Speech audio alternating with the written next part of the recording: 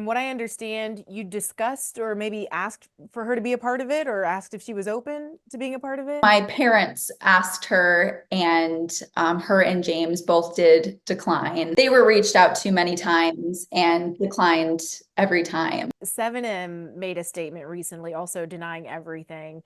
A lot of allegations headed their way. Any response to their denial? The documentary speaks for itself.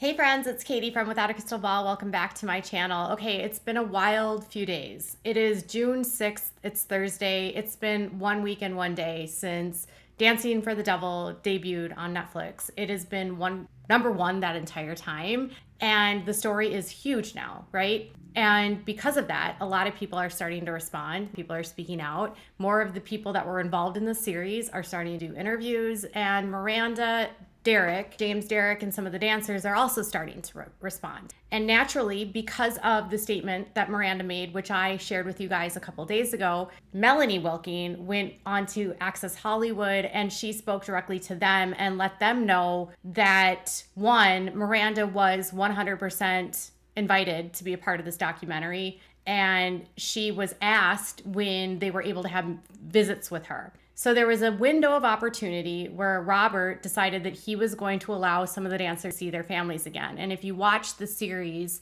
you hear Robert say that they need to switch tactics and they are going to cut off their families, and their families won't even know they've been cut off. And that they will see their families when they want to see their families and not the other way around. And that when they did get together, they were not allowed to speak about Robert or ask questions about Robert. But in those meetings, because the Wilkins are being transparent and good people, they did let Miranda know that, hey, we are involved in this series. We are going to speak about what's going on. You should consider being a part of the series to share your side of the story. And in the recent denials and the sort of smear campaign that Robert's doing, the projection and the deflection that he's doing right now, he is trying to frame this as it's a one-sided documentary, and that it is only the side of like everyone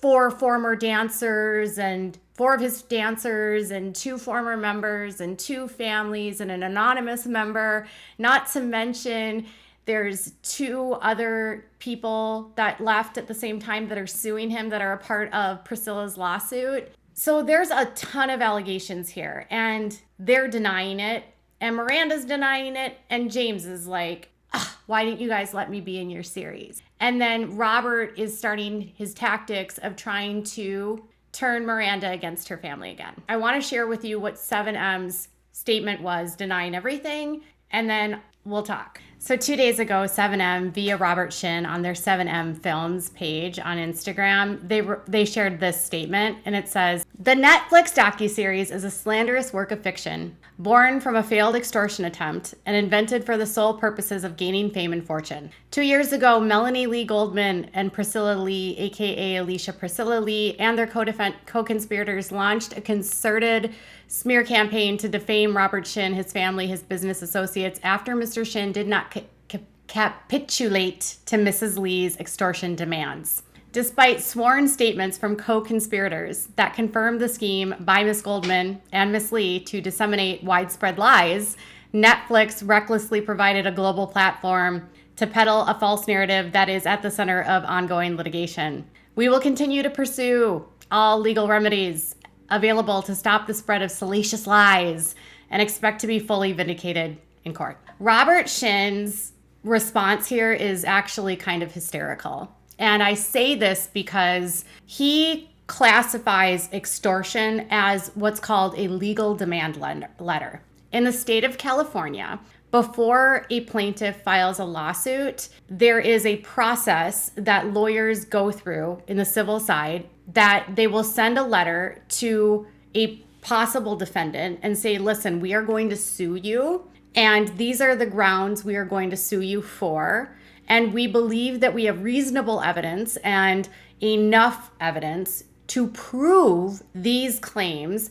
And if you wish to not go through litigation, we would suggest settling with us for X amount. This is like very similar to what Diddy and Cassie went through, right? So before Cassie filed a lawsuit with Diddy, they discussed they were going to file a lawsuit, and they gave him an opportunity to not have the lawsuit filed, which would have not put out into the public sphere all of the allegations around Diddy and what he did to her. This would be no different. So what she did is said, hey, listen, I'm going to accuse you in this lawsuit of alleged human trafficking. I'm going to accuse you of forced labor. I'm going to accuse you of gender violence. I'm going to accuse you of SA.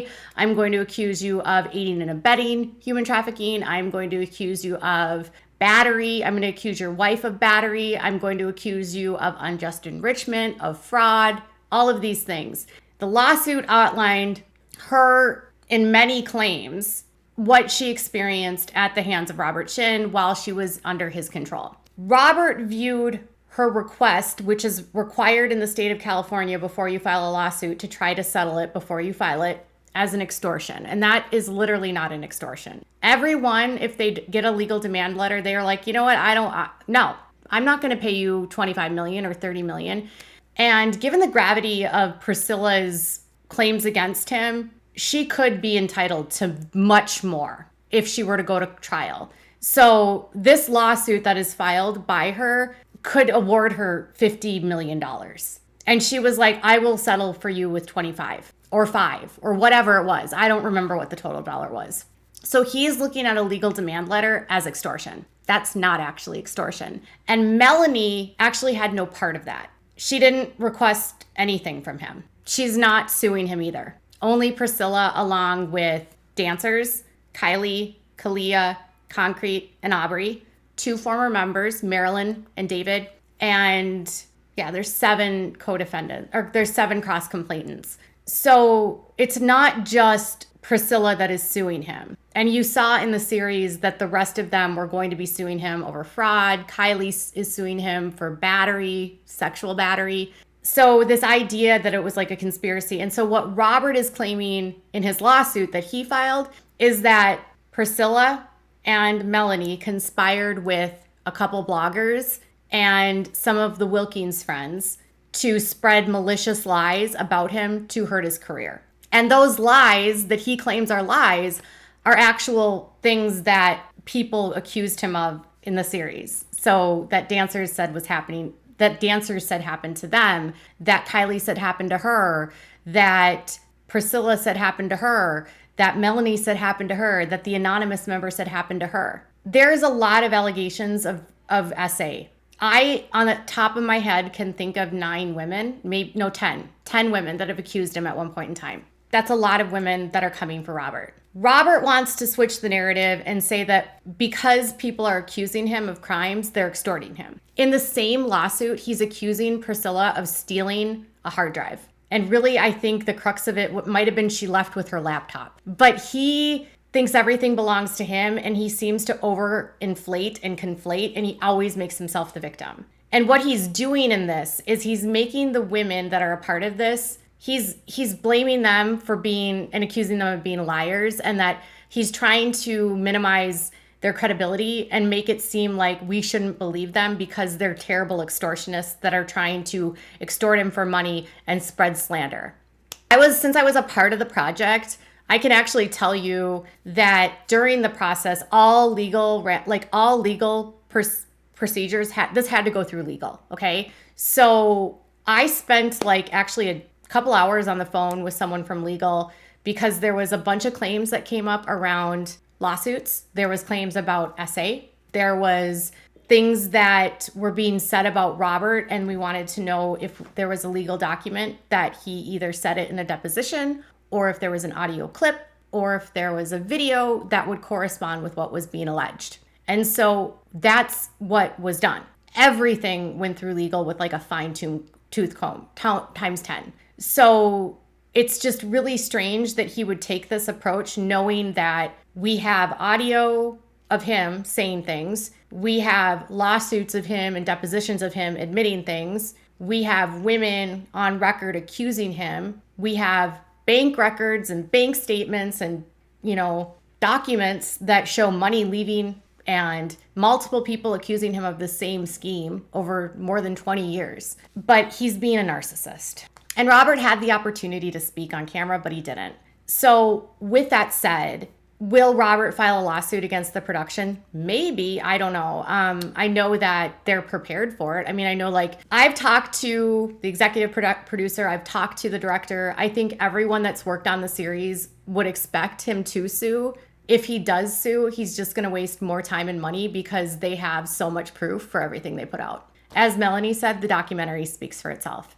So another thing that he's also trying to push is that it's a one-sided documentary that did not include the voices of Miranda and B-Dash.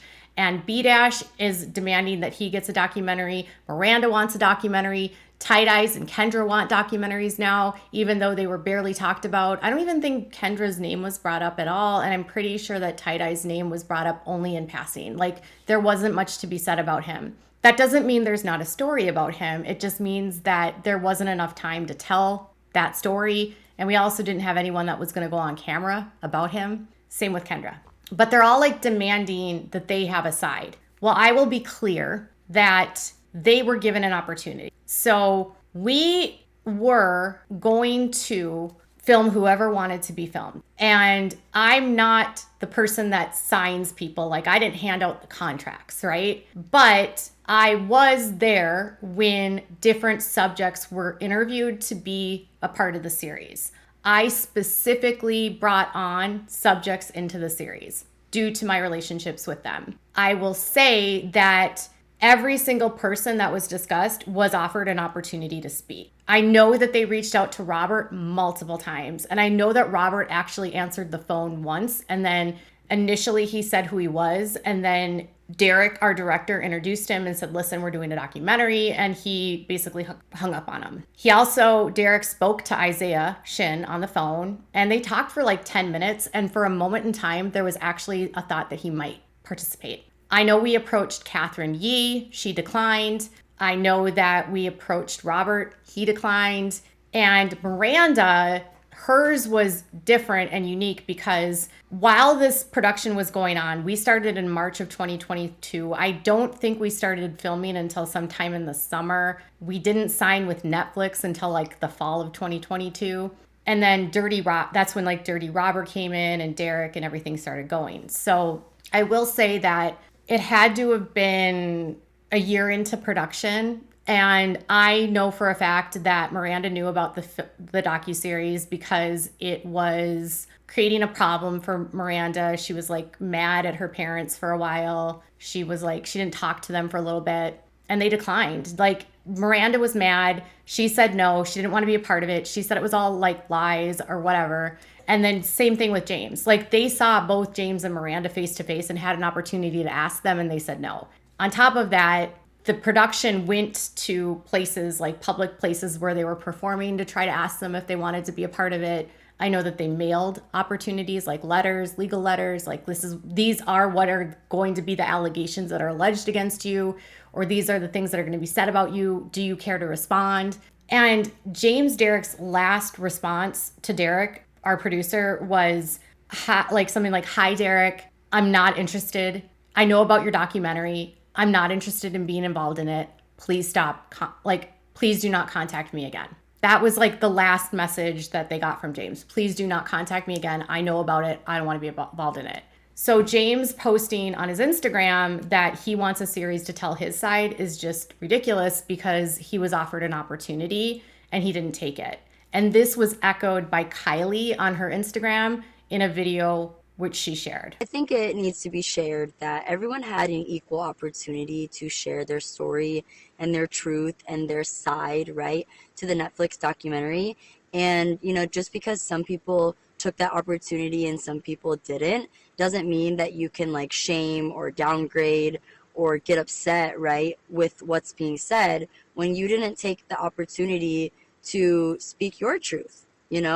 It's like getting mad at something for not being accurate or not being right when you had the opportunity to make it accurate and that wasn't chosen, you know? So I just feel like that needs to be said for everyone, you know, that is on social media and hearing everybody share their sides and their thoughts and things like that. So What's more than clear about all of these statements that have been put out by Miranda, by B-Dash, by Kendra, by Tight Eyes, whoever is still a part of 7M or Shekinah, they have not watched the series. Because if they have watched the series, they would know that the series is not about Miranda's family. It is not about just Melanie and Priscilla. It's about a lot of people. The claims span 30 years. It's not just Miranda's family that's concerned. The Rianos were involved. Dancers admit that they had to cut off their family members. Priscilla acknowledges that Robert poisoned her against her sister, told her that she was evil. There was Kevin saying that Robert wanted him to die to his son. There's been people that weren't even featured in the series and family members that weren't featured in the series and friends that have spoken out about their severed contact with the people inside. So it's not one person and it's not Melanie and Priscilla against Robert. What does that mean about the anonymous person that filed a police report? Does that mean that's not true? What about Kylie and her police report? Does that mean that that's not true? He's not paying attention, or he didn't watch the series, or he's choosing to ignore those because acknowledging those would have to prove all of his legal baseless lawsuits that he's been filing are simply to intimidate and to try to threaten people into silence. Robert Shinn sued me 2 years ago, and to this day, we don't have a trial date. It's not even finished with discovery. We have been trying to get discovery from him for over 2 years, and he has not complied. He's given some, but not all of it. And the things that he is suing me for, you guys, are things that were admitted in the series. Like the wardrobe was picked out by 7M. The music was picked out by Robert. Like they all lived together. They had to report to one another. Claims of human trafficking, which were made in the series. Everything I reported was basically from sources, not just the sources in the docuseries, but sources that have been directly impacted by him. Legal documents. He is literally suing me for claiming that he calls himself the man of God. Miranda is suing me for questioning if her marriage was legal. That's what her crux of her lawsuit is. You questioned my marriage. I don't believe that Miranda actually wanted to sue. I think Robert brought her into it, but that's just my opinion. So when you're watching all of these and you're seeing all the responses, just remember it's a deflection and it's all about Robert and his campaign to try to switch the narrative. But Melanie said to Access Hollywood in her interview that they're not going to be silent anymore. Shekinah will come down. It will not exist much longer, and Robert will be held accountable. And he's not going to stop the survivors and the victims from pursuing justice and holding him accountable in a court of law. All right, you guys, let me know what your thoughts are in the comments below. Make sure to give this video a thumbs up, subscribe to my channel if you haven't subscribed, and click on the bell so you never miss a video. Bye, guys.